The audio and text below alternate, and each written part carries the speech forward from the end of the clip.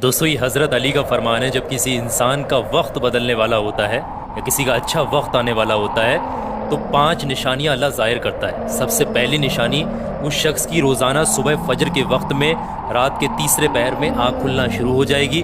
दूसरी चीज़, उस शख्स को बिना किसी के समझाए दीन की समझ आना शुरू हो जाएगी, वो दीन की तरफ रुजू करेगा। और तीसरी चीज़, वो शख्स जिसका अच्छा वक्त शुरू होने वाला होगा, वक्त बदलने वाला होगा, उसको अल्लाह आजमाइश में ज़रूर डालेगा, यानी आजमाइश, उसका टेस्ट अल्लाह ज़रूर लेगा। तीसरी चीज़, उसके चेहरे पर जो है कुदरती नूर, रौनक आना शुरू हो जाएगी। उसके चेहरे पर एक खूबसूरत